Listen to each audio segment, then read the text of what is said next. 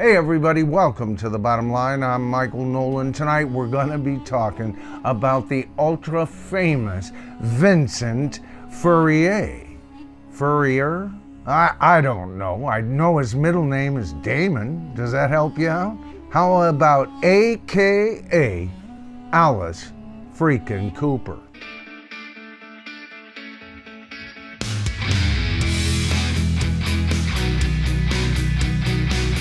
All right, so first of all, I have to admit, I've never been into autobiographicals at all.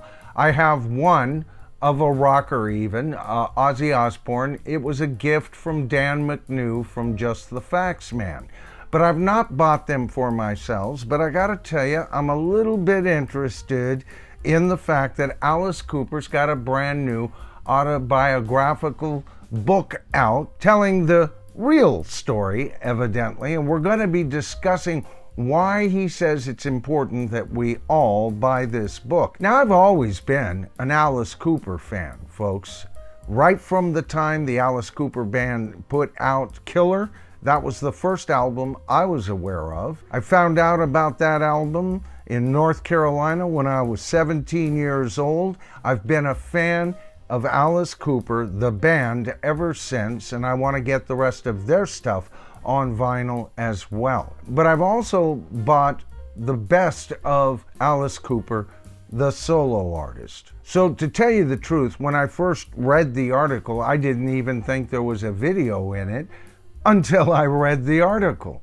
And that's what we're going to be doing tonight, because there are some quotes from Alice Cooper in this article that are quite eye-opening, if you ask me. Now, the new memoir, as he's calling it here, is called Devil on My Shoulder, and evidently it tells us the real story of Alice Cooper, and that's what I wanted to talk about tonight. The article starts off by saying there are two seemingly irreconcilable Alice Coopers: the murderous, morally corrupt theatrical character who threatened the moral fiber of the Western world, and the man who plays him, a sober pastor's son who has been happily married for 50 years. In fact, 2026 will be Alice Cooper and his wife's 50th anniversary. Can you even imagine that in Hollywood or in rock and roll these days? A virtual impossibility. And congratulations to both Alice and his wife for that accomplishment. The article continues by saying, along the way, the two became schizophrenically intertwined, and in a haze of pioneering rock and roll, alcohol, drugs, iconic songs, and wild gigs, guillotines, slaughtered chickens, legendary friends, rumors, snakes, Ouija boards, surrealisms, houses caught on fire, and car crashes, they nearly killed each other. What does Alice have to say about this new memoir? He says, Alice is still on tour around the world today, a proper senile delinquent, playing hundreds of gigs every year, while I myself am, well, reformed. And with the benefit of hindsight and a certain maturity, I'd like to describe our journey to hell and back, see what he did there, folks, together, because it's not only rock stars who can lose their way. Now, many of you know I'm a recovering alcoholic. There can be no truer words said than what Alice Cooper has to say here. And he's gone down a very familiar road, at least to me, and perhaps in a slightly different way than he's led on before. Now, the article describes his journey in general. First, he was Vince Furrier, lead singer of the rock band Alice Cooper.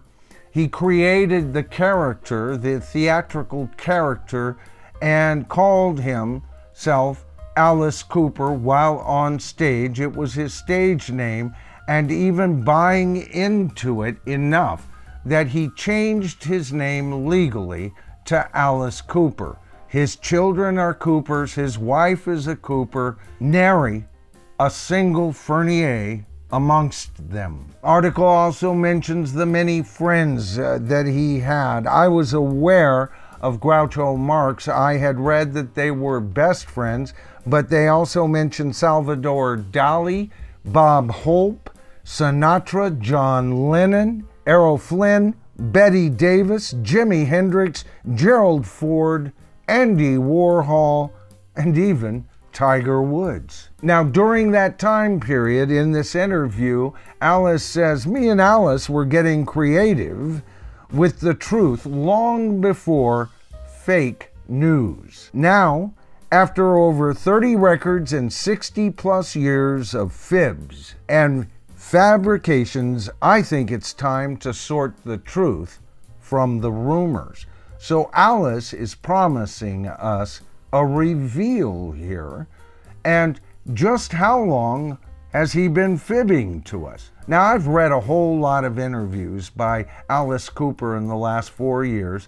The last time I read a lot of articles about him was around the time Groucho was still alive, and I'd pick up a Rolling Stone or whatever, and they'd be talking about their relationship and everything like that. But he has seemed in recent interviews quite forthcoming, but by what he just was quoted as saying, you have to wonder if he's been completely truthful, even in his most recent interviews. Now, notice all those friends that I just mentioned, a lot of them connected to Hollywood. And the article even goes on further. I'm not going to bore you with it. The movies he's been in with, the connections that he's made, very core Hollywood people. As a matter of fact, one of his bands is called the Hollywood Vampires. By the way, they're going to be playing in England, and Alice Cooper is going to be doing a book tour now here in 2026. You kind of got to wonder if all of this was pre-planned from the very start. Now, one of the things about my channel, folks, I've said this quite recently, one of my main goals here is to procure the truthful elements of rock and roll and then educate from that point on.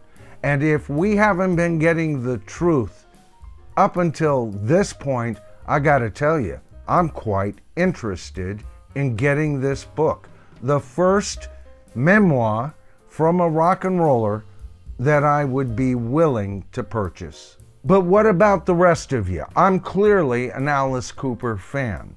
Is this something that rock fans in general would be interested in? And how do you feel about possibly being lied to for, in Alice's own words, 60 plus years? Or, he says, Alice and me, when he talks about how this book is going to be presented, are we going to get the truthful Vincent or more creations of the Alice Cooper character?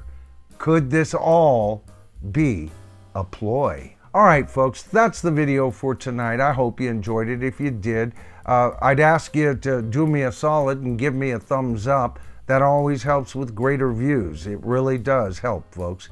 And if you haven't subscribed to the channel as of yet, that is as easy as sliced apple pie. All you have to do is hit that subscribe to the tribe button, tap that top bell icon, and you'll be notified of all my future videos and streams. All right, folks, that's it for tonight, but always remember, we are the tribe.